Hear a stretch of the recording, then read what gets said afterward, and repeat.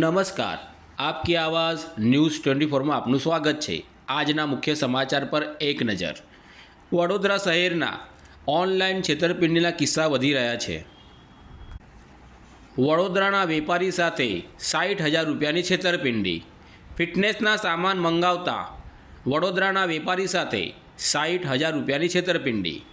વડોદરા શહેરના વેપારીએ નવો ધંધો ચાલુ કરવા માટે ઓનલાઈન સર્ચ કરતા એમપીના ઇન્દોર શહેરનો સંપર્ક પાર્સલ સર્વિસના અનિરુદ્ર પવન હરીશ સાથે સંપર્ક થતાં તેઓએ વડોદરાના વેપારી સાથે લોભાવણી લાલચો આપી ઓનલાઈન 60,000 રૂપિયાની શિકાર બનાવ્યો છે।